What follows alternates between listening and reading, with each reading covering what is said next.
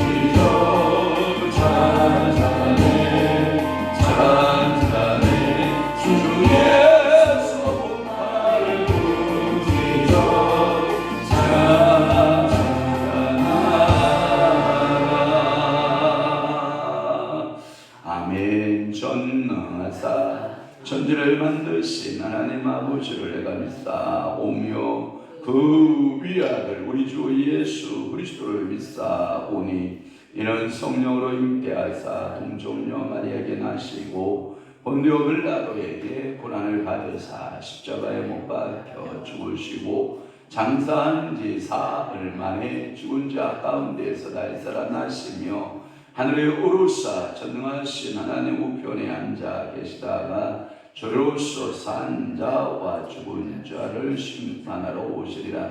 성령을 믿사오며 거룩한 공예와 성도가 교통하는 것과 죄를 사하여 주시는 것과 몸이 다시 사는 것과 영원히 사는 것을 믿사옵나이다. 아멘.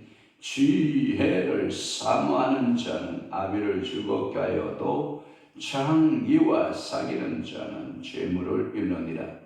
예수를 사모하는 자는 아비를 즐겁게 하여도 창기와 사귀는 자는 재물을 잃느니라. 그렇습니다. 오늘도 우리에게 지혜자가 되시는, 오늘도 예수 그리스도께서 우리의 지혜자가 되시고 예수 그리스도의 구원이 우리의 지혜가 적용되고 또한 예수 그리스도의 사랑하심이 우리의 지혜가 되고 예수 그리스도께서 하신 모든 행적이 우리의 지혜가 되도록 성령님 사로잡아 주옵소서.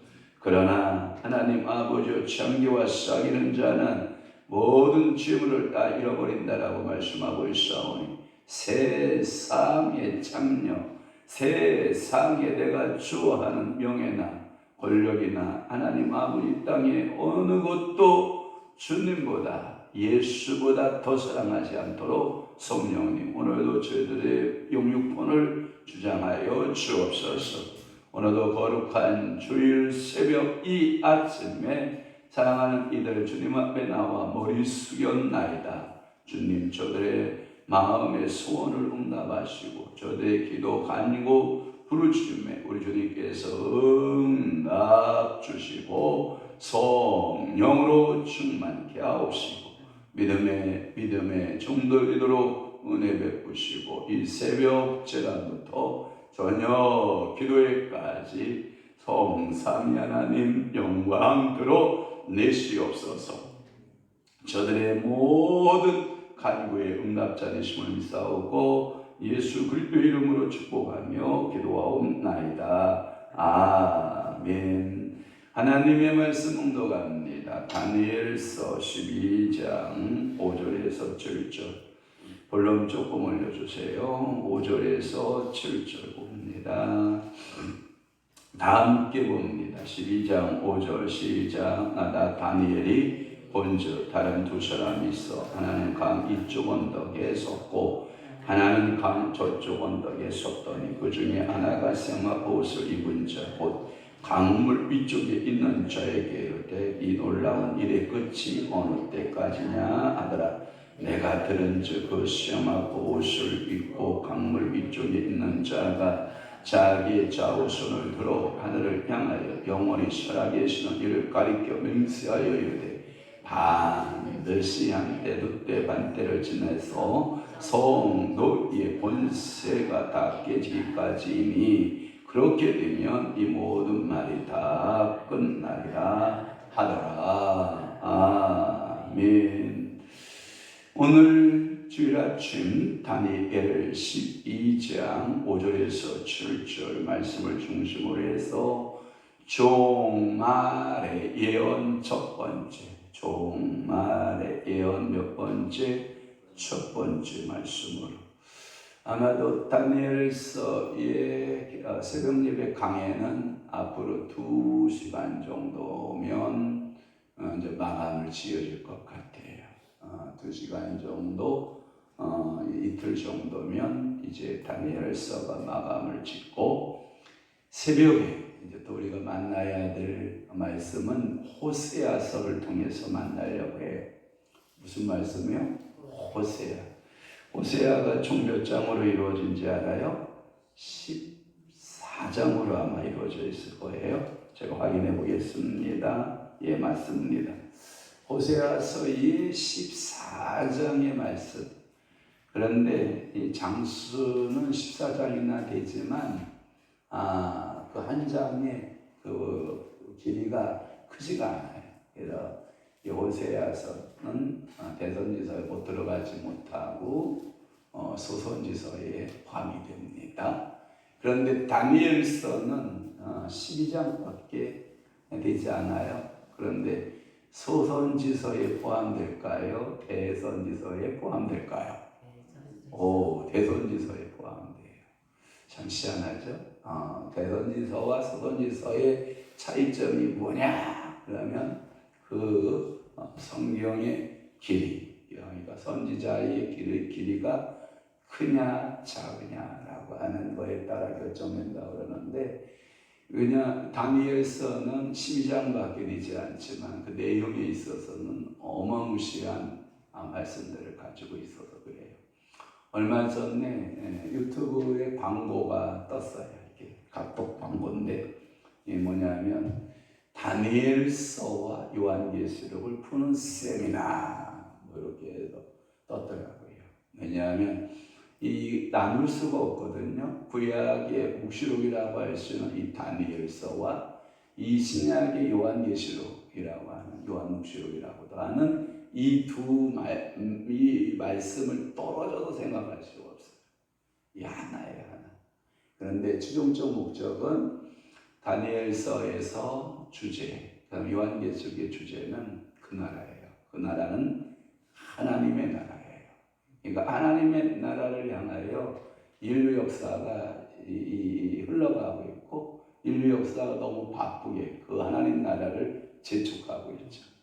그러니까 모든 예수 안에서 잠자는 성도들이나 지금 현재 예수 그리스도의 모든 성도들의 바람은 마라나타죠.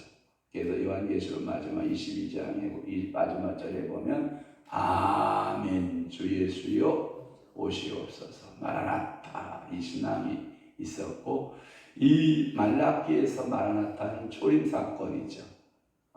그런데 내 말라기라고 했어요? 다니엘서 미안해요. 내가 얘기를 지금 해놓고도 얼마나 웃긴지 알아요. 운전하고 쭉 간다. 근데 방향을 지나치려고 한다. 지금 잠이 안 깼나? 아니면 머리 구조가 그런가? 이게 노화 현상. 이게 뭐냐면 핑계는 좋죠. 잠이 들 깨서 그럴 거야. 그런데 아니에요. 운전을 가다가 쓱 지나가는 거예요. 목적지를 나도 모르게. 근데 지금도 제가 말랑이라고 그런 것 같은데 아니에요. 다니엘서의 그 종말은 예수 그리스도의 뭐예요? 초림을 말하고, 요한계시록의 마지막 종말은 예수 그리스도의 재림을 통한 하나님의 나라. 그 성격은 조금 다르고 있는데 예수 그리스도가 오심은 같아요. 주 예수여 오시옵소서. 그리고 그 나라가 이루어지기를 원합니다 라고 하는 이 종말적 예언의 메시지다라고 하는 거예요. 특별히 오늘 본문에 이제 12장 5절에서부터 13절 말씀까지는 이 다니엘서의 결론적 부분이에요. 결론. 어떠한 여러분들이 서간문을 쓴다거나 이게 산문체 어떤 글을 쓴다거나 이게 글을 쓰면 이제까지 내가 써오자 했던 것들에 대한 이제 결론 부분을 내죠.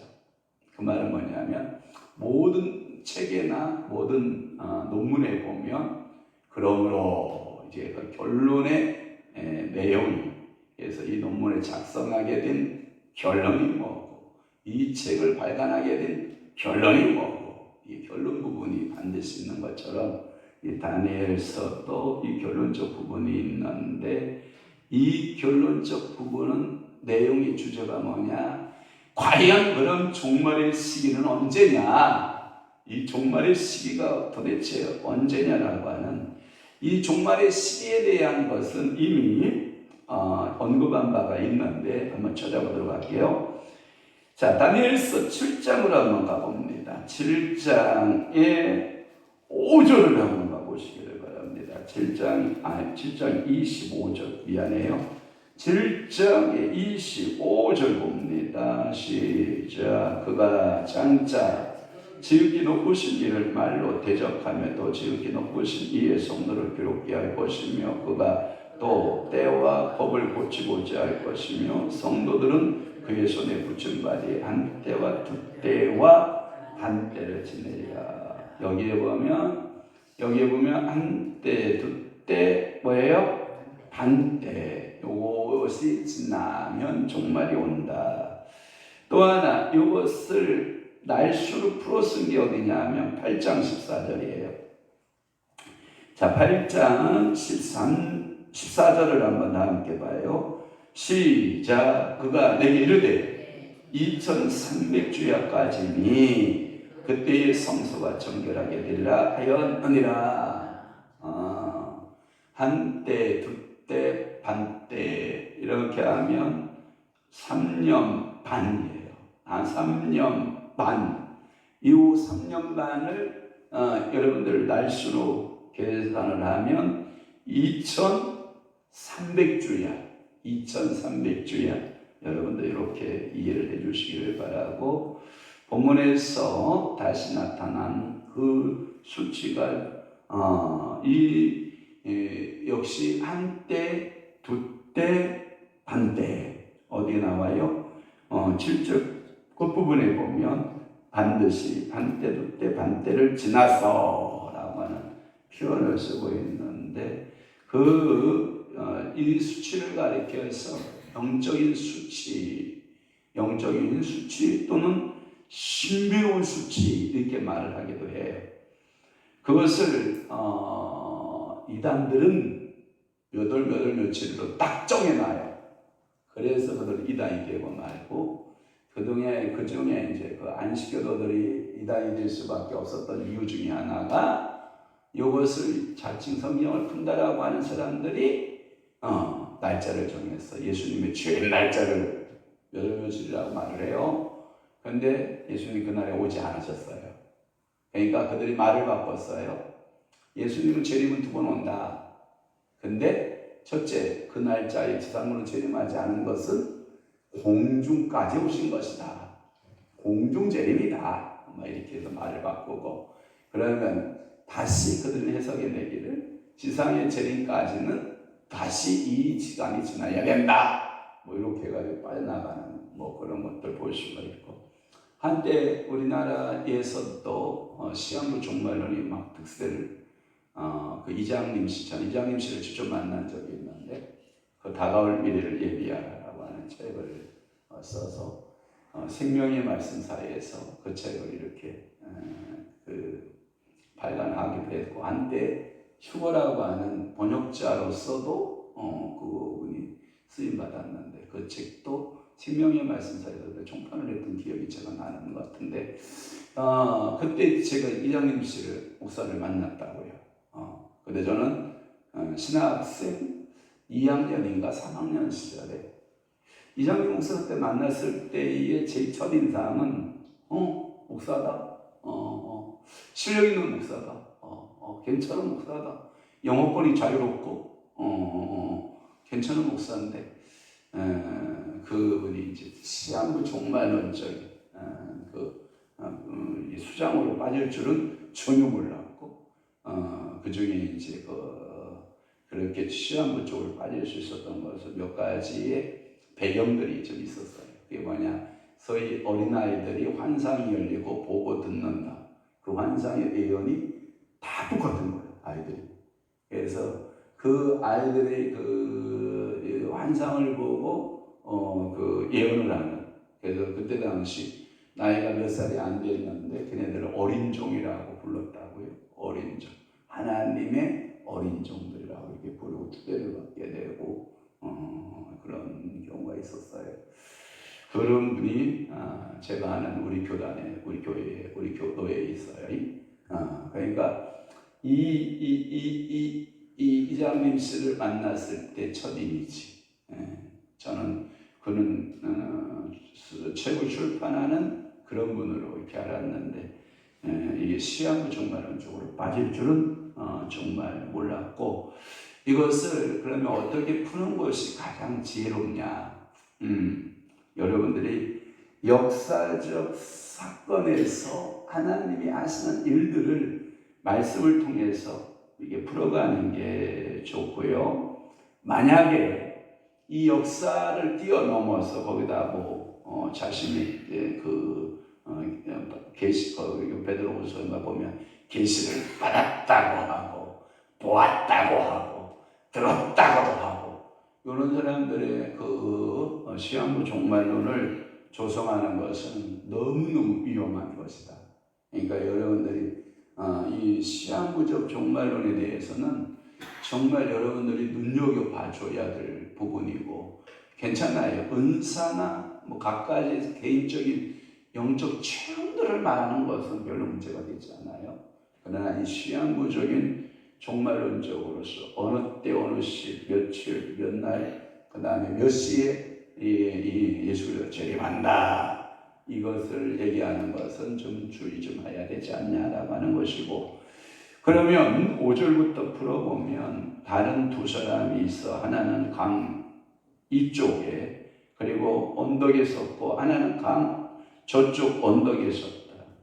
이 5절에 보면 성경에 보면 한글판에는 강 이쪽을 강 이편 또는 강 저쪽을 강 저편의 언덕에 섰다 이렇게 말하는데, 이 강을 기점으로 해서 두 무리가 이렇게 나누어 선 것을 여러분들 연상하면 맞아요. 뭔 얘기인지 알죠? 자, 두 사람이 이렇게 강을 하나를 끼고서 한쪽은 저쪽에 한쪽은 이쪽에. 뭔 얘기 먼저 표정 좀 지워봐. 자, 다시 한번 봐봐요. 자, 5절 다시 봐봐요. 시작. 나타니엘이 본즉 다른 두 사람이 있어. 하나는 강 이쪽 언덕에 섰고 하나는 강 저쪽 언덕에. 그러니까 이게 강을 중심으로 해서 두 사람이 어떻게 해요? 나눠 마주서 보고 있는 모습. 이렇게 여러분들이 여러분 연상법을 써보면 되죠. 이 장면은 여러분들이 성경에 보면 다니엘서에 나타나 있는 것이 앞에서 우리가 지나쳤어요. 자, 어디에 보냐면 10장의 4절을 한번 보실까요? 자, 10장의 4절을 보면 첫째 달 24일에 내가 입대길이라는 큰 강가에 있었는데 라고 하는 거기에 보면 10장 4절에 보면 이 두 사람 중에 한 사람이 누군가라고 하는 것이 등장을 해요. 그러면 봐봐요. 아마도 해석에 몇 가지 해석이 있는데, 이 강 이름은 무슨 강일 가능성이 많고, 히데길 강일 수가 있고, 두 사람은 한쪽에서 바라보고 있는 것은 뭐냐면 두 천사가 보고 있었다라고 하는 것이 첫째 번째 해석이고요. 두 천사일 것이다 라고 하는 것이고, 또 하나의 해석은 뭐냐면 한쪽에서는 누가 있고 다니엘이 서 있고, 한쪽 강에서 또 누가 서 있고 천사들이 서 있고, 이러한 계열 해석에도 문제는 안 되고 있는데, 그런데 재밌는 필요는 뭐냐면 성경의 다니엘서에서 우리가 귀한 전설론의 하나의 모습을 우리가 찾아봤는데, 이게 천사들의 모습이 다 누구의 모습으로 나타나고 있다는 거예요?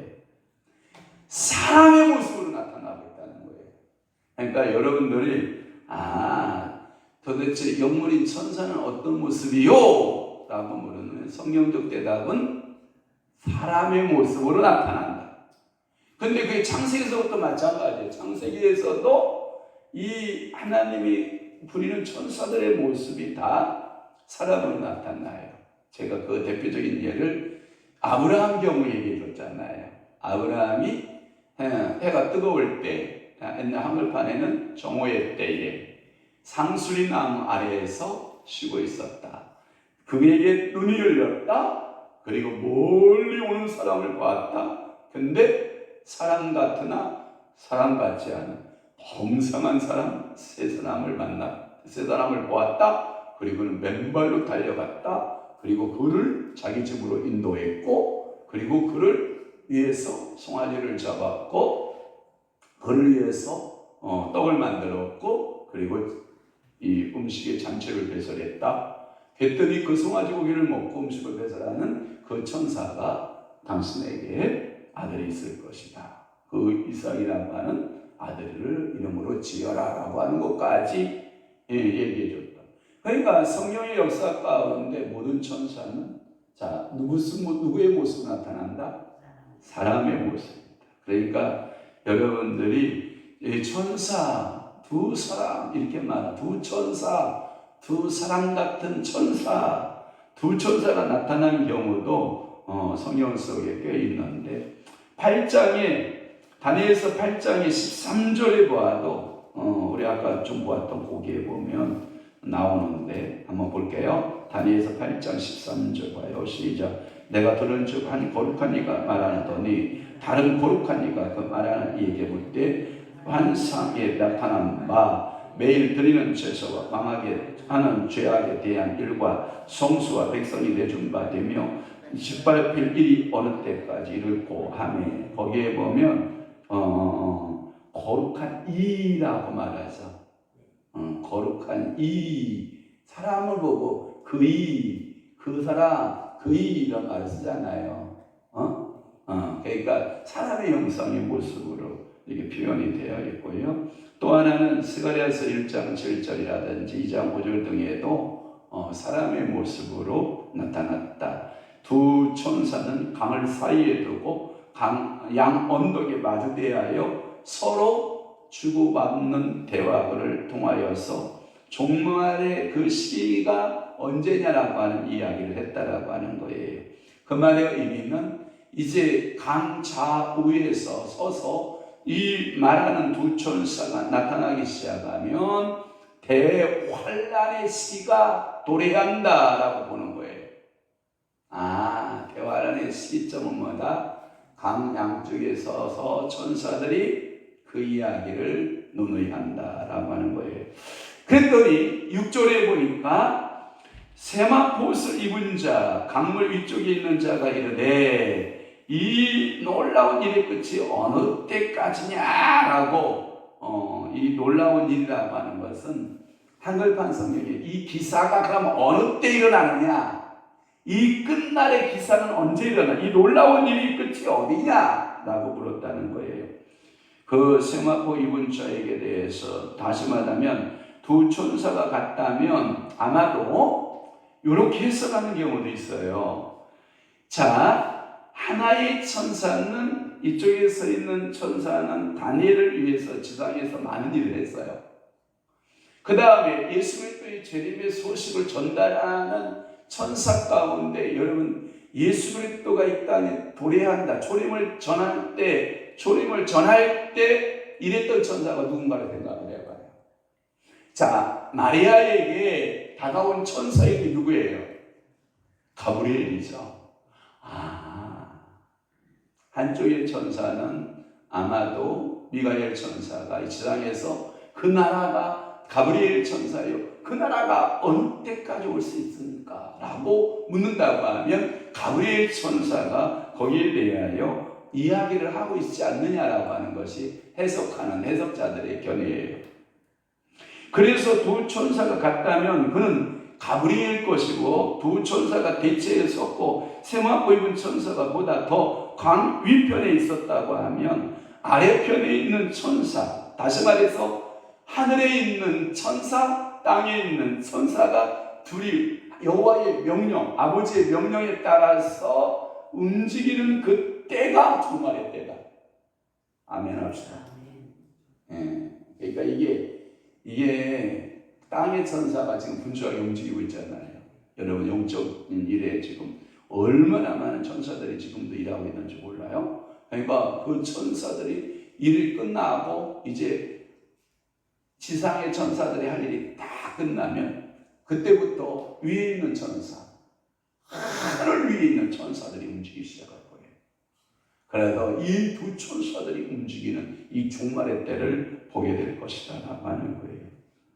그렇게 물은 것은 이 질문의 내용은 뭐냐? 이 기사의 끝이 언제냐라고 하는, 다시 말해서 이 놀라운 일이 언제 일어나느냐? 이 놀라운 일은 11장 36절이나 12장 1절에 그때의 마지막 때라고 하는 그 대환란의 때를 가리키는 것이다. 그것은 가깝게는 자 11장으로 풀면 가깝게는 그때가 뭐냐? 안티오코스 에피파네스의 죽음일 것이다. 그 안티오코스 에피파네스의 종말의 때, 궁극적으로 그 죽음의 때가 대환란의 시작의 때가 될 것이다. 이 종말의 대환란이 언제 끝나겠느냐라고 묻는 것이죠. 그러니까 이 안티오코스 에피파네스의 죽음으로부터 이제 종말의 시작이 된다라고 본 거예요. 이게 뭐냐면 수리아의 종말과 함께 그 다음에 팔레스틴의 그 위험이 다가올, 전쟁의 위험이 다가올 그때를 가리키는데, 그때가 한때, 두때, 반때, 이게 뭐냐면 7절에 나오는 거예요. 그래서 좌우의 손을 들어 하늘을 향하여 영원히 살아계시는 이를 가리켜 맹세하여 이르되 반드시 한때와 두때와 반때를 지나서 라고 하는 표현을 썼죠. 여기에서 맹세하여 이르되 라고 하는 표현을 성경은 말씀하고 있어요. 세마포를 입은 천사가 대답하는 식으로 종말의 시기를 계시하고 있는데, 여기에 보면 좌우 손을 들어 하늘을 향했다라고 하는, 이 손을 든다라고 하는 표현은, 이 손을 든 표현은 성경에 보면 이렇게 말씀하죠. 모세야, 너 여호수아가 나가 지금 싸우고 있지 않냐? 아말렉 족속과 함께 싸우고 있어요. 모세, 너는 산으로 올라 두 손을 들어라, 이렇게 말하고요. 두 손을 들어라. 여러분, 두 손을 자주 들기를 바래요. 아멘. 기도도 할 때도 두 손을 좀 많이 드는 훈련을 좀 해보기 좋고, 여러분들이 가장 이상적인 두 손에 드는 기도는 심장하고 이렇게 같이 들으면 피곤함이 거의 없어요. 근데 심장으로 올라가는 순간부터는 피곤이 이게 다가오는데, 그런데 이 심장 정도로 항상 기도할 때 이렇게 기도하는 것은 매우 성경적이에요. 두 손을 들었다라고 하는 표현은 내가 하나님 앞에 어떠한 서약적 기도를 하겠습니다, 이 뜻이에요. 그래서 여러분들이 손을 모으고 주님 뜻대로 살기로 했네, 주님 뜻대로 이렇게 부르는 것보다 두 손을 들고 주님 뜻대로 살기로 해, 진정성이 보이잖아. 근데 손을 꽉 놓고 주님 뜻대로, 아직도 나는 멀었어. 육으로 부르는 거야. 육으로. 영이 부르는 사람은 뭐냐? 두 손을 들어요. 하나님 앞에 두 손을 들고 주님이여 이 손을 꼭 잡고 가소서 하면서 여러분들이 부르는 두 손을 들었다, 손을 들었다. 예수 우리 왕이요 이곳에 오소서 하면서, 여기서 두 손을 든 것은 서약을 하는 자세이거나 또는 기도하는 자세일 것이다. 여기서 천사가 두 손을 든 것은 기도하는 자세는 아닐 것이고 반드시 서약을 하는 자세일 것이다. 그래서 서약을 강조하기 위한 동작으로 보이고, 한때, 두때, 반때, 즉 이 세 때 반이면 3년 반을 가리키는데, 이 3년 반 안에 이후에, 이제 3년 반이 지난 이후에 예수님께서 오신다, 이렇게 보는 거예요. 이야, 감사하죠? 그러니까 이 메시아가 그때 도래해야 한다. 그러면 도대체 이 한때, 두때, 반때 기간이 어떤 기간이냐? 이걸 대환란 기간으로 본 건데, 이 대환란 기간에 여러분 알잖아요. 이제 우리가 이제 다 이제 종합해 봐야 돼. 11장에 보면 안티오코스 에피파네스가 애굽의 원정 같죠. 1차 원정에서는 애굽에서 수많은 족합버섯 그냥 싹 해서 전진물을 가지고 수리아 땅으로 돌아가는 이 안티오코스는 기분이 기똥차게 좋았단 말이야. 그러니까 이 예루살렘의 길목에서, 이 이스라엘의 그 길목에서 폭행을 할 이유가 있어요, 없어요? 없어요. 왜? 애굽에서 빼앗은 전짐을 가지고 가기도 바쁜데 무슨 뭐 더 뭘 이런 거와 같아. 여름 밤을 죽으러 갔어. 엄청나게 밤을 많이 주었어. 근데 중간에 밤 몇 개가 있다고 그거 주우러 가는 날 있어 없어? 없어. 야 가자. 너무 많이 주었다. 이거 다 뭐 어떡할래 이거 밤. 그러니까 이렇게 그런데 밤을 주워 갔어. 밤이 없어. 빈 마음으로 터덕터덕 내려오는데 어떤 밤남을 만났는데 밤이 막 쏟아졌어. 그럼 주워 안 주워? 주워. 근데 안티오코스 에피파네스가 뭐라고 했냐면 2차 원정 때 애국으로 원정을 떠나. 그랬더니 그때 이 조카들이 얼마나 이 전쟁 준비를 완벽하게 해놨는지 클레오파트라가 원정까지 원문까지 해놔가지고 전쟁 준비를 철저하게 해놓은 거야. 해가지고 이 전쟁물을 얻을 수가 있어요, 없어요? 없어요. 그래서 빈손으로 터덕터덕 올라가다가 안 되겠다. 저 이스라엘 땅에 저 성전이라도 털어가자. 예루살렘 성전을 털어가고 이스라엘의 그 전쟁물들을 털어가자 하고 이 성전에 들어가려면 뭐예요? 일단 점령해야 될 거 아니야. 그러니까 성읍을 파괴하고 그리고 성전의 금들은 싹 뺏겨가고 모든 그 기명들을 싹 뺏겨가고 그러다 보니까 이 안티오코스가 한 행위가 뭐야 그랬어요?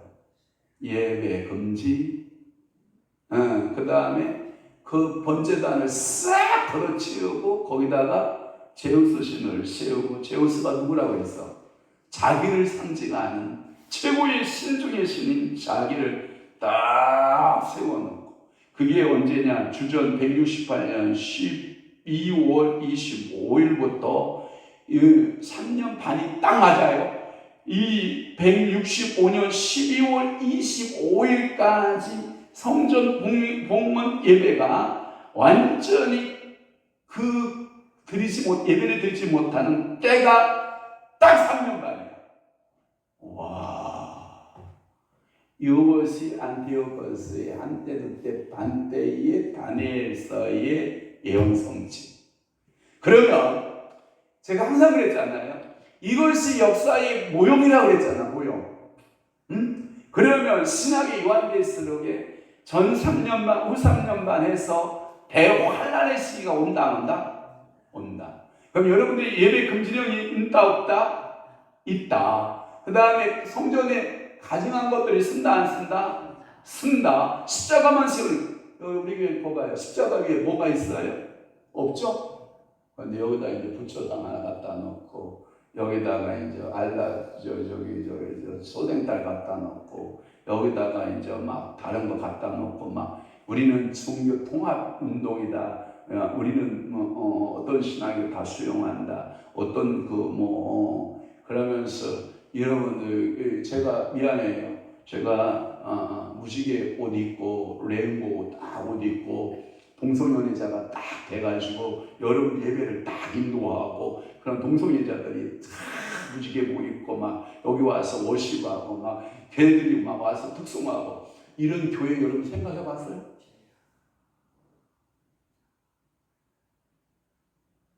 그 시대 온다니까. 마지막 때가 되면 온다니까. 이 운동을 안티오코스가, 야, 너네들이 뭐 소를 잡았다고? 너네들이 양을 잡았어? 너희들이 비둘기를 잡아? 염소를 잡아? 아니야, 난 돼지를 잡을 거야. 돼지를 잡아서 너희들은 소피를 뿌렸다고? 너희들 양의 피, 염소 피를 뿌렸다고? 아니야, 나는 돼지 피를 너희 성전에 뿌릴 거야.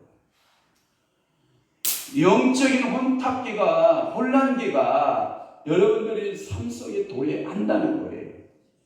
그러니까 여러분, 우리 때는요, 이렇게 행복한 신앙생활 하다 간다니까요. 어떤 미친 목사가 지금 저희 세대에 그런 목사가 나타날겠어요? 안 나타나요. 그러면 우리는 이렇게 신앙생활 행복하게 하고 가는데, 이런 미친 목사가 다음 세대에 일어난다니까요. 누가 그러더라고요. 다음 세대는 다른 세대가 도래한다. 신학 구조가 다른, 말씀을 보는 구조가 다른, 예수를 바라보는 시각이 다른, 예배가 다른 이 괴물들이 다 등장을 한다. 그러니까 여러분 기도해야 돼, 안 해야 돼? 우리 정신 바짝 차려야 돼요. 이것이 한국 노잔데이라고 하는 것을 통해서 우리가 한국 노잔 선언을 보는데 이게 오해될 만한 것들이 있어요. 여러분 절대 오해하지 마요. 이런 괴물 시대가 도래한다. 이런 동성애들이 괴물들이 온다. 그러니 우리는 준비해야 된다라고 그 노잔 선언의 상당 부분이 성소유자들의 동성애에 대한 양성평등법에 대한 시대적인 방향에 대해서 많은 부분을 설명해 나왔어요. 그랬더니 보수주의 신학자들이 오해하기를 야 무슨 보수주의 신학 노잔데이에 이렇게 사회적인 문제가 되고 있는 이 주제가 너무 많다. 너 노잔데이에 이제 변질된 거냐? 이렇게 보는 한국교회의 목사님들하고 성도들이 있어요. 오해예요, 오해. 노잔데이는요 보수적 신학이에요. 노잔데이는요 성소주의, 성경주의적인 여러분들의 신앙운동이에요. 거기에서 여러분들이 마음이 흔들리지 않기를 바라요. 그리고 여러분들은 기도하셔야 돼요. 어떻게? 이러한 시대의 대환란 3년 반이 왔을 때 그 같이 믿음 지키기 위해서. 그리고 여러분들은 또 이후에 오는 후 3년 반, 그래서 7년 대환란 이 후반기들을 큰 믿음으로 내게 오는 이 영적 대환란 7년을 잘 이겨나가도록 여러분들 끝까지 신앙의 파수병이 돼서 말씀 지키고 예수 살고 이러한 신앙적 태도를 여러분들이 지향하는 것이 오늘 새벽 예배 제 설교의 목표예요. 노잔데이 오해하지 않기를 바라고, 또 하나 믿음에 여러분들이 서서 말씀 붙들고 여러분 다음 세대, 다음 내 자녀의 세대를 위해서 여러분들 신앙의 보수적인 신앙을 전혀 여러분들이 갖고 지켜나가는 여러분들이 되시기를 주님을 축원합니다. 기도하겠습니다. 좋으신 아버지 하나님, 오늘도 다니엘서 12장 5절에서 7절 종말의 예언의 말씀 5절에서 7절의 말씀을 풀었습니다. 성령님 깨우쳐 주시고 저들에게 진리로 알려주시고, 하나님 우리가 환난 길을 만날 때 믿음 지켜내는 아름다운 성도들, 축복의 성도들 되도록 은혜 부어 주옵소서. 이제는 우리 주 예수 그리스도의 은혜와 하나님 아버지의 극진하신 사랑하심과 성령님의 감화교통 내주유 역사 충만하심이 오늘 남은 때에 더욱더 말씀으로 사수하고 예수 그리스도만이 우리의 유일한 구원주이심을 믿고 고백하여 살아내기로 각오하고 결심한 사랑하는 귀한 성도들 심령 위에와 교회 위에 이제부터 영원토록 함께 있을지어다. 아멘.